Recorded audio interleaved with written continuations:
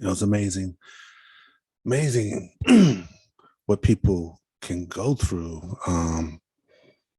It's just amazing. And we try to separate ourselves because we're like, oh, that person's not like me. They don't look like me. They don't live like me. They don't talk like me. So somehow their situation is different or separate from mine.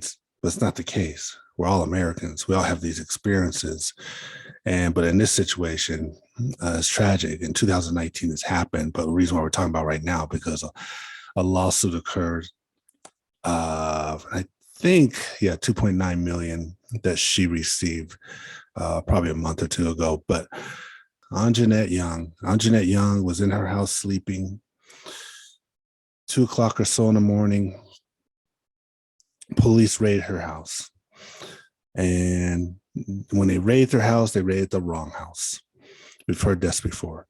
So, and that's tragic in itself. Police are raiding houses. The question is, what are we raiding houses for?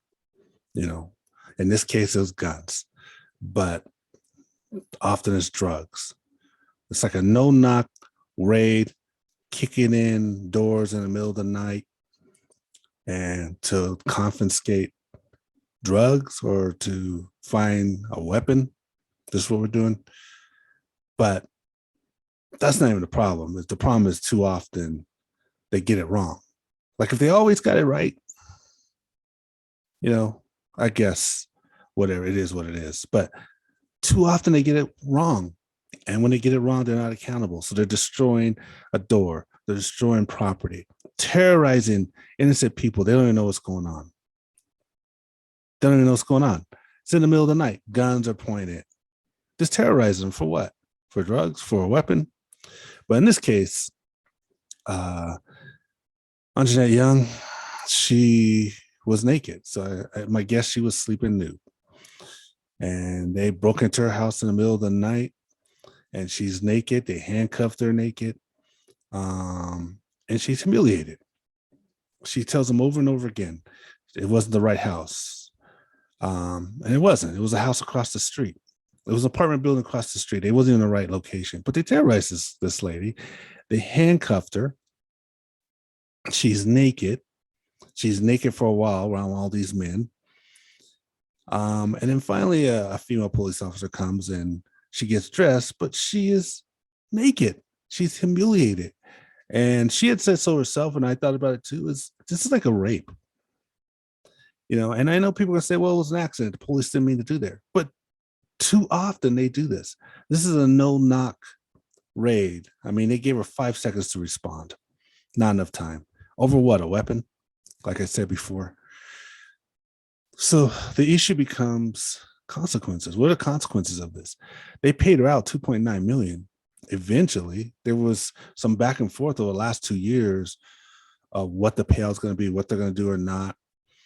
Appearing to be cooperative. The mayor, Lori Lightfoot, appeared to be cooperative.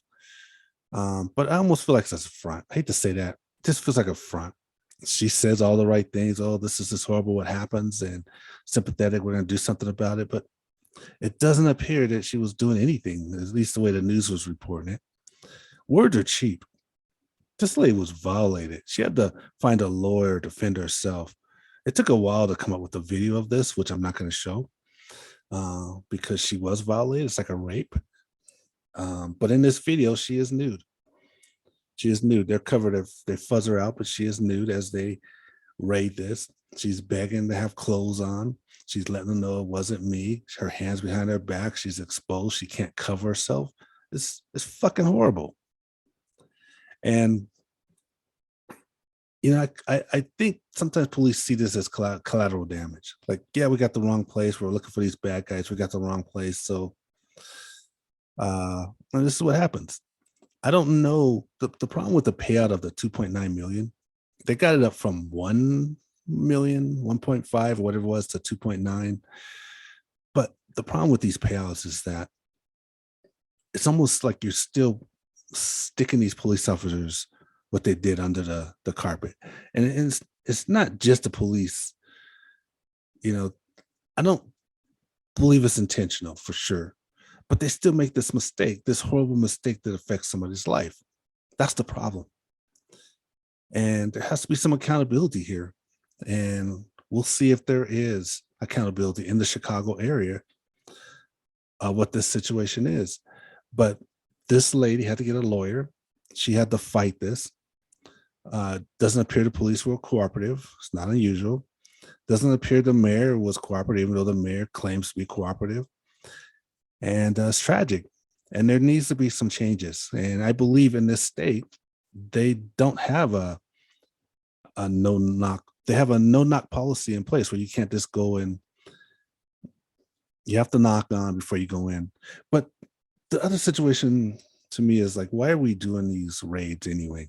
These raids to me appear useless.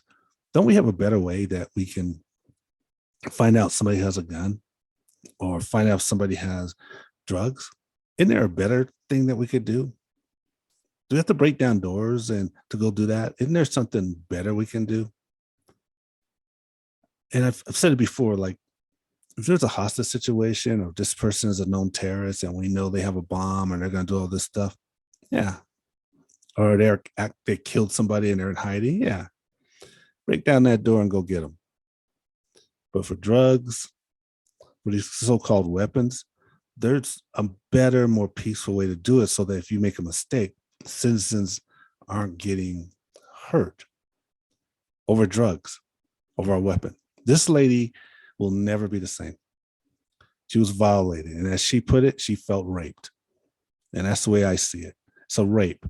All these men charge in, pointing a gun at her. She's disrobed. She's showing her, exposing herself to them. It's a rape. You call anything you want to. It's a rape. It's not an intentional rape, but that's what happens when you make these kind of mistakes. It's a rape. So then with this situation, this strong violation, this rape, she has to fight by herself. She has to get an attorney. She don't appear to get cooperation from the police. The mayor doesn't seem sincere. It just makes it worse. And then finally she takes money, 2.9 million, whatever it is. But what's the accountability? How's this situation going to change? What's the accountability of the police and the chief that's involved? And how is this situation going to change moving forward? That's what we need to know. So we can't look at this person and say, well, this person doesn't look like me. This person doesn't talk like me. This person doesn't act like me. This person's not in the same category as me as far as financial, whatever it is, and say, well, that's them. It wouldn't happen to me. We can't look at it that way because it can happen to any of us. If you were in that situation and it happened to you, how would you feel? That's all I got.